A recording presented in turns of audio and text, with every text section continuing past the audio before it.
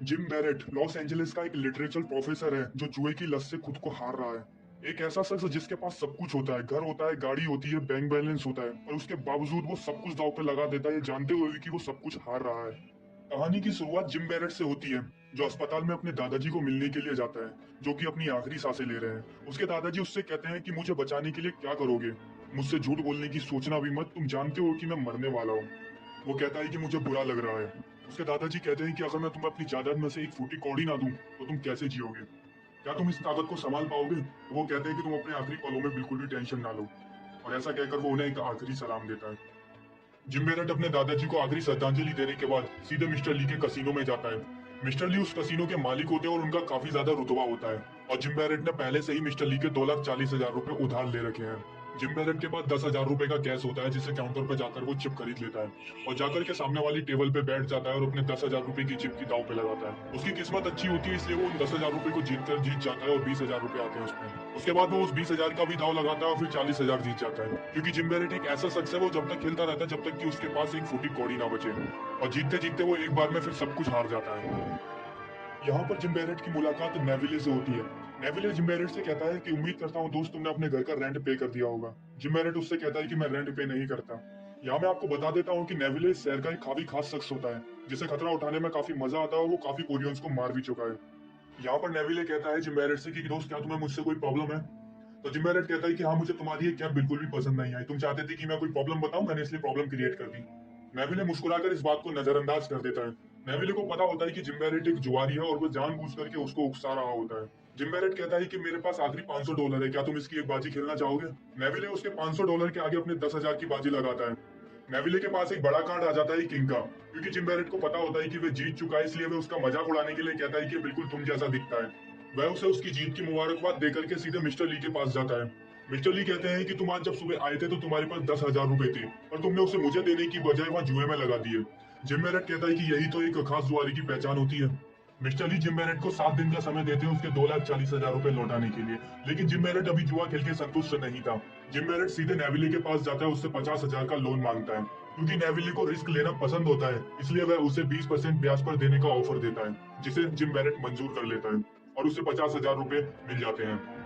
Gym बेरेट उन 50,000 में से 40,000 रुपए की चिप खरीदता है और उसे एक टेबल पर ले जाकर बैठ जाता है, जहाँ पर वो लेडी दाव लगा रही होती है। वहां पर वो पूरे 40,000 रुपए का दाव खेलता है और जीत जाता है। उसके बाद वो उन पूरे 80,000 रुपए का दाव लगाता है, तो वो लेडी घबरा जाती है। जिम बेरेट उसे समझाता है कि तुम डरो मत, इस गेम में कोई लिमिट नहीं होती है। तो वह लेडी उसे समझाती है कि ये तुम्हारे भले के लिए है, और जिम बेरेट हंसने लगता है और कहता है कि ये भला बुरा मैं अपने आप सोच सकता हूँ, और यहाँ पर कोई भी अपने भले के लिए नहीं आता है। क्योंकि जिम बेरेट अब 1,60,000 रुपए जीत चुका होता है, इसलिए वो उनको 1,60,000 रुपए की चिप को रॉलेट पर ब्लैक कलर पर लगा देता है। रॉलेट में ब्लैक की जगह रेड आता है और वो उन पूरे 1,60,000 रुपए को भी हार जाता है। यहाँ से शुरुआत होती है जिम बेरेट के अगले 7 दिन की, जो उसे मिस्टर ली ने दी थी। क्योंकि जिम बेरेट एक लिटरेचर प्रोफेसर होता है, इसलिए नेक्स्ट डे उसे क्लास में दिखाया जाता है, जहाँ पर वो अपने स्टूडेंट्स को शेक्सपियर के एक चैप्टर पर लेक्चर दे रहा होता है। अब वो अपनी थ्योरी समझाने के लिए डेक्स्टर को खड़ा करता है और कहता है, Dexter second rank tennis player है, सिर्फ यहाँ इस कॉलेज का ही नहीं बल्कि ऑल ओवर वर्ल्ड का। तो वो उससे पूछता है कि तुम्हारी फैमिली में कोई टेनिस प्लेयर है या फिर तुम बचपन से खेलते आ रहे हो? डेक्स्टर कहता है कि मैंने 5 साल पहले हाई स्कूल से खेलना शुरू किया था। जिम बेरेट डेक्स्टर से पूछते हैं कि तुम किसके लिए खेलते हो, दौलत के लिए या शोहरत के लिए? डेक्स्टर कहता है कि मैं दोनों के लिए खेलता हूँ। जिम बेरेट कहता है कि हमें वही काम करना चाहिए जिसके लिए हमारे अंदर टैलेंट है, बल्कि वो काम नहीं जिसके लिए हमारे अंदर टैलेंट नहीं है। जिम बेरेट कहते हैं कि यहाँ पर किसी की भी राइटिंग अच्छी नहीं है, यहाँ तक कि मेरी भी राइटिंग अच्छी नहीं है, सिवाय एक शख्स के। और यहाँ पर कोई भी ऐसा नहीं है जो राइटर बनने लायक हो, सिवाय उस एक शख्स के जिसके अंदर काबिलियत है। जिम बेरेट यहाँ पर एक स्टूडेंट को खड़ा करते हैं, कहते हैं क्या वो तुम हो सकते हो? तो वो कहता है कि नहीं, तुम नहीं हो सकते, क्योंकि तुम बहुत ज्यादा बोलते हो, और जब बोलते हो तो बिल्कुल रेडियो की तरह चालू हो जाते हो। एक राइटर की असली पहचान होती है कि वो बहुत ज्यादा शांत होता है और अपनी राइटिंग में हमेशा डूबा रहता है। इस पूरी क्लास में सिर्फ एक ही स्टूडेंट है जिसके पास काबिलियत है एक अच्छा राइटर बनने की। जिम बेरेट यहाँ पर अपनी एक स्टूडेंट एमी फिलिप्स की तरफ इशारा करते हुए कहता है कि सिर्फ वही एक शख्स है जो हमेशा शांत रहती है और हमेशा अपनी राइटिंग में डूबी रहती है। तुम सब सिर्फ अपने ख्वाबों में राइटर बन सकते हो, बट वो हकीकत में बन सकती है। वो एमी फिलिप्स की तरफ इशारा करते हुए कहता है कि ऐसा क्यों है मिस फिलिप्स, तुम इतनी अच्छी राइटर कैसे हो सकती हो? क्या तुम्हारी फैमिली में कोई राइटर है या फिर कोई लिटरेचर? तो एमी फिलिप्स उसको मना करती है। जिम बेरेट उससे पूछता है कि तुमने किस उम्र से पढ़ना शुरू किया था? तो यहाँ पर एमी फिलिप्स बताती है कि उसने 2 साल की उम्र से पढ़ना शुरू किया था। जिम बेरेट कहता है कि आज के बाद जब भी तुम मेरी क्लास अटेंड करने आओ तो सबसे आगे वाली रो में बैठना, क्योंकि वही तुम्हारी असली जगह है, वरना आना ही मत। इसके बाद सीधे वो अपनी माँ से मिलने के लिए टेनिस कोर्ट में जाता है, जहाँ पर वह डेक्स्टर के साथ टेनिस को प्रैक्टिस कर रही होती है। डेक्स्टर उसका स्टूडेंट होता है, जो वर्ल्ड का सेकंड बेस्ट टेनिस प्लेयर होता है। उसकी माँ उससे पूछती है कि तुम्हें आखिर पैसे क्यों चाहिए, अगर तुम अपनी आदतों को सुधारना चाहते हो तो उसमें मैं तुम्हारी हेल्प कर सकती हूँ। जिम बैरेट कहता है कि मेरी आदतों के अलावा मेरे पास और कुछ भी नहीं है। वो कहती है ऐसा कुछ भी नहीं है, अगर तुम खुद की क्रिएट की हुई मुसीबतों से अगर दूर रहना सीख लो तो मैं तुम्हें पैसे दे सकती हूँ, वरना नहीं। यहाँ पर उन दोनों की थोड़ी सी झड़प हो जाती है और उसके बाद वो बिना पैसे लिए ही चला जाता है। अब जिम बैरेट के पास सिर्फ 6 दिन का समय बाकी होता है और वो फ्रैंक के पास जाता है। फ्रैंक मिस्टर ली और नेविले की तरह ही एक काफी खतरनाक और नामी बंदा होता है। वो काफी तरीकों से पैसा कमाना जानता है, जिसमें से एक तरीका उधार देना भी है। और इन सब के बावजूद भी वो काफी ज्यादा समझदार बंदा होता है। फ्रैंक कहता है कि तुम्हें आखिर इतना बड़ा अमाउंट चाहिए ही क्यों? तुम एक जुआरी हो, तुम्हें जितना दिया जाएगा तुम्हारे लिए उतना ही कम रहेगा। तुम ये भी हार जाओगे और जब तुम मेरी बताई हुई तारीख पे मेरा पैसा वापस नहीं लौटा पाओगे तो मैं मिस्टर ली और नेविले की तरह बैठकर तमाशा नहीं देखूंगा। मैं तुम्हारी फैमिली को बम से उड़ा दूंगा। तो जिम बैरेट कहता है कि इस मामले में हमारी फैमिली को मत लाओ। फ्रैंक कहता है कि तुम यहाँ मेरे पास उधार मांगने आए हो, भीख नहीं। जिम बैरेट कहता है कि मेरी कोई फैमिली नहीं है। फ्रैंक उससे कहता है कि अगर तुम्हें उधार चाहिए तो अपने मुंह से बोलो कि हाँ तुम्हें उधार चाहिए। पाओ कि तुम एक नकारा और बेकार आदमी हो जो सब कुछ हार चुका है, उसके बावजूद उसे और उधार चाहिए। असल में फ्रैंक उसे किलसाने की कोशिश कर रहा होता है। तो जिम बैरेट कहता है कि मैं इतना सब कुछ एक साथ याद नहीं कर सकता। तो फ्रैंक कहता है कि ठीक है, मैं तुम्हारी प्रॉब्लम को थोड़ा और आसान कर देता हूँ। कहो कि तुम एक मर्द नहीं हो। असल में फ्रैंक उसे गिलसाने में कामयाब हो जाता है और जिम बैरेट वहां से चला जाता है। जिम बैरेट अपनी क्लास के एक रूम में बैठा हुआ होता है और देखता है कि यहाँ एमी फिलिप्स आती है और सबसे आगे वाली रो में आकर बैठ जाती है और काफी गुस्से में दिख रही होती है। वो पीछे से आवाज लगाता है और पूछता है कि क्या तुम्हें मुझसे कुछ काम है? एमी फिलिप्स कहती है कि तुम मुझसे बाहर क्यों नहीं मिलते? जिम बैरेट कहता है कि मुझे झूठ बोलने की आदत नहीं है, क्योंकि मैं हमेशा सच बोलता हूँ, इसलिए मैं लोगों को बुरा लगता हूँ। एमी फिलिप्स उससे कहती है कि क्या तुम मुझसे कुछ कहना चाहते हो? अगर कहना चाहते हो तो प्लीज मुझसे कह दो, क्योंकि तुम जब भी बोलते हो तो सही बोलते हो। जिम बैरेट उससे कहता है कि तुम यहाँ से अभी की अभी चली जाओ, क्योंकि शायद वो अकेला रहना चाहता था। लेकिन एमी फिलिप्स नहीं जाती और वो जाती भी है तो जाकर के उसकी लिखी हुई नोवेल को उठा लाती है। असल में जिम बैरेट ने एक नोवेल लिखी थी, बट वह उस पर अपना नाम नहीं लिखना चाहता था, क्योंकि वह नहीं चाहता था कि उसका नाम हो। एमी फिलिप्स उससे जिद करती है कि वह उस नोवेल पे अपना नाम लिखे और अपने साइन करे, और एमी फिलिप्स जिद करके उस पर उसके साइन और नाम लिखवा लेती है। एमी फिलिप्स उसे अपने साथ बाहर जाने के लिए ऑफर करती है, बट वो मना कर देता है। वो कहता है कि उन्हीं में से एक चीज है जो मैं अब नहीं करता। जिम बैरेट के पास अब सिर्फ 5 दिन बचे हुए हैं और यहाँ पर उसको नेविले का कॉल आता है। तो वो कॉल अटेंड करके कहता है कि मैं एक भिखारी बोल रहा हूँ और बताओ तुम्हें क्या चाहिए मुझसे। तो नेविले कहता है कि मैं तुम्हारी बुक पढ़ रहा हूँ और ये सच में काफी काबिल तारीफ है। बैरेट कहता है तो ठीक है, तुम उसे मुझसे खरीद लो, उस पर एक फिल्म डायरेक्ट करो, शायद वो तुम्हारा पैसा चुका सके। तो नेविले कहता है कि ये इतनी काबिल तारीफ नहीं रहेगी। नेविले कहता है कि तुम फ्रैंक के पास उधार मांगने गए थे और उसने तुम्हें उधार दिया नहीं। जिम बैरेट कहता है कि वो तो उधार देना चाहता था, पर मैंने ही उधार नहीं लिया। तो नेविले कहता है कि शायद तुम्हें उसकी शर्तें मंजूर नहीं थी। वो कहता है कि हाँ। नेविले कहता है कि मैंने यहाँ कोई धर्मशाला नहीं खोल रखी और मैंने जो कैश दिया था वो मुझे वापस चाहिए और इसके लिए मैं तुम्हारी कार ले जा रहा हूँ। यहाँ जिम बैरेट को हम अपनी क्लास में देखते हैं, जहाँ पर वो लोगों को समझा रहा होता है कि वो थोड़ा सा इंटरेस्ट ले और उसकी जो बता रहा है उसको नोट करते रहे, क्योंकि वहाँ पर उसका कोई भी स्टूडेंट उसमें बिल्कुल भी इंटरेस्ट नहीं ले रहा था। दूसरी तरफ लमार जो बार बार अपना फोन निकालकर उसमें चैटिंग करने लग जाता था, तो वो उसको समझाता है, उसको डांटता है कि प्लीज 1 घंटे के लिए यहाँ पर ध्यान दे लो, क्योंकि कॉलेज चाहता है कि मैं तुम्हें पास कर दूं ताकि तुम बाहर जाकर के सिर्फ अपनी बास्केटबॉल खेलते रहो। जिम बैरेट यहाँ पर अपनी क्लास को खत्म करता है और लमार को छोड़कर बाकी सबको बाहर जाने के लिए कहता है। लमार उससे कहता है कि सिर्फ अभी की जिंदगी में प्रॉब्लम्स नहीं है, मेरी भी लाइफ में कुछ प्रॉब्लम्स हैं और मैं इस बारे में बात करना ही वाला था, क्योंकि मैं किसी और से इस बारे में बात नहीं कर सकता। वो कहता है कि उसे कोई सेलिब्रिटी नहीं बनना और ना ही उसे लमार बनना है, द बास्केटबॉल चैंपियन। वो सिर्फ एक नॉर्मल लाइफ जीना चाहता है, बट उसका कोच इस बात को नहीं समझता, उससे दिन रात मेहनत करवाता है। लमार कहता है कि मुझे प्रो बनना है, बट मेरे पास इतना ज्यादा वक्त नहीं है क्योंकि मेरे घुटने में प्रॉब्लम है।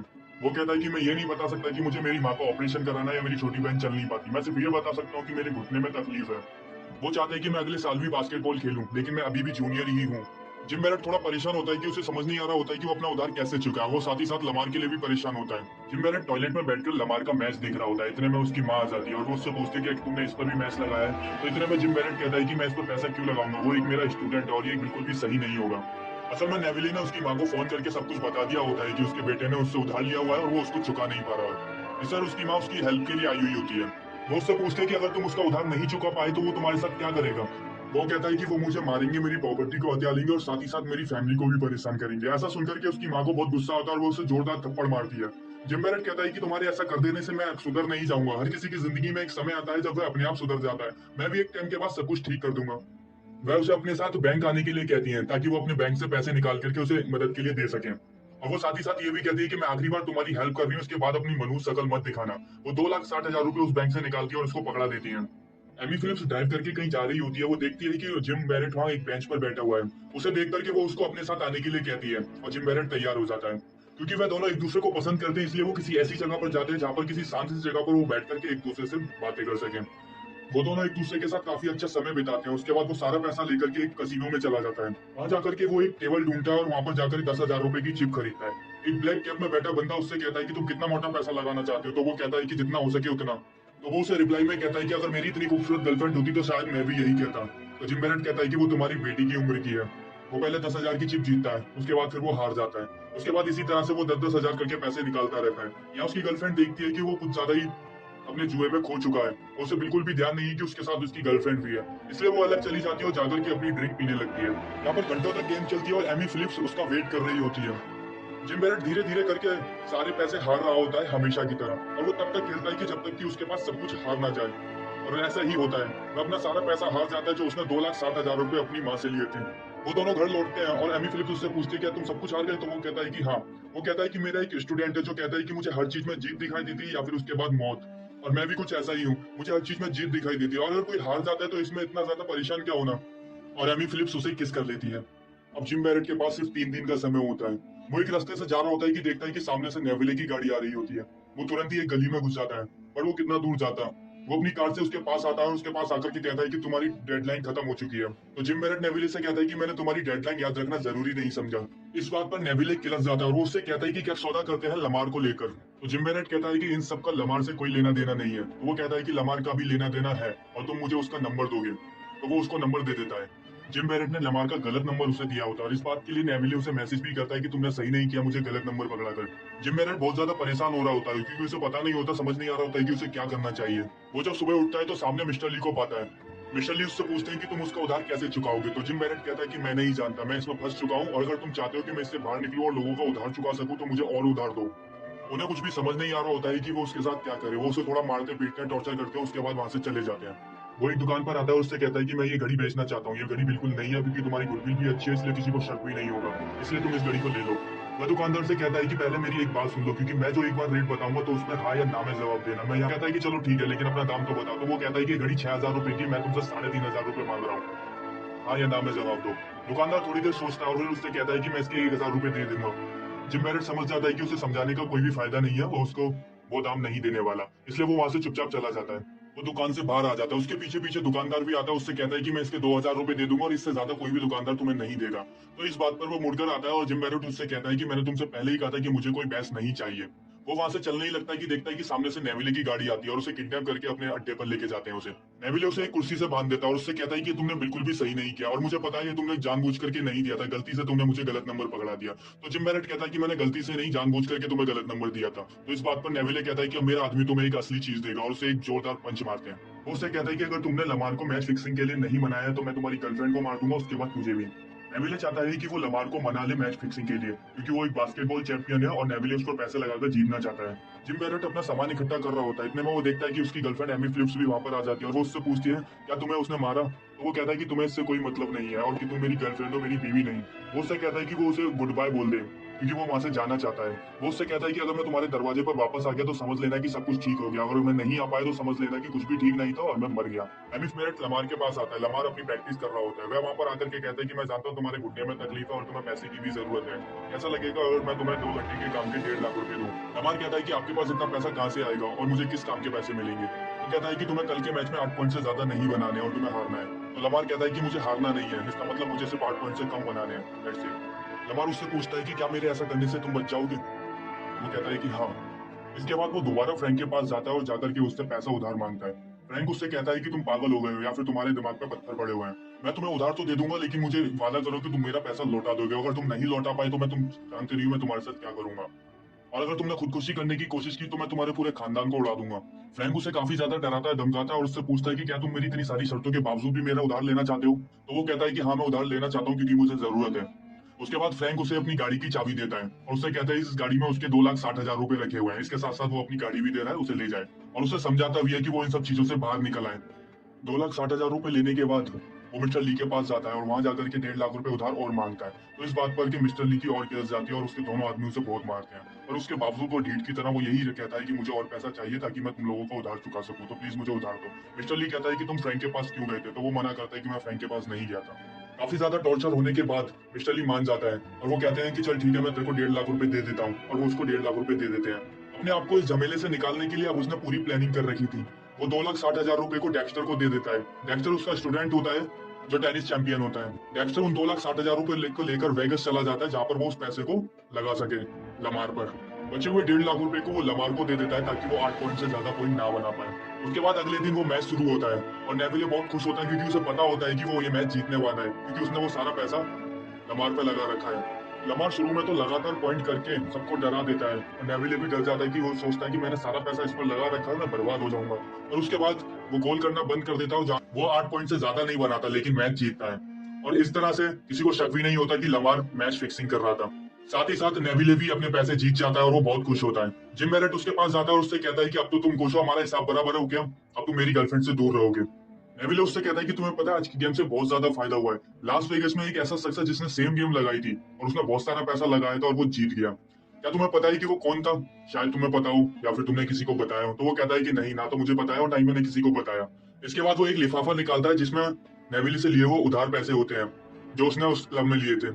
वो उसे सूद समेत वापस करता है। तो नेविले उस पर शक करता है, वो उससे पूछता है कि तुम्हारे पास इतना सारा पैसा कहाँ से आया?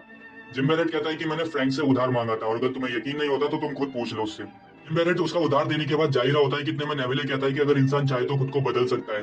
एक्स्ट्रा जीते हुए पैसे के साथ लास वेगस से वापस आ जाता है। जिम बैरेट कहता है कि उस बैग को खोलो और अपने लिए 50,000 रुपए उसमें से निकाल दो। तो डेक्स्टर मना कर देता है, कहता है कोई बात नहीं, कुछ ही दिनों में मैं काफी अच्छा प्लेयर बन जाऊंगा, इसलिए मेरे को इस सब की जरूरत नहीं है। तो जिम बैरेट कहता है कि तुम्हारी मर्जी, और इसके बाद वो वहां से चला जाता है।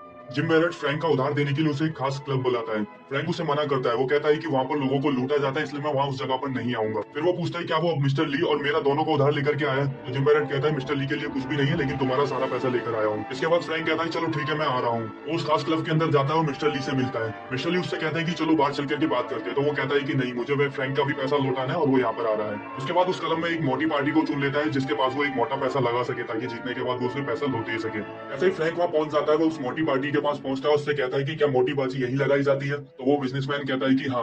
वो उसे बड़ी शक की निगाहों से देख रहा होता है क्योंकि उसे उम्मीद नहीं होती कि वो इतना सारा पैसा उधर लगाने वाला है।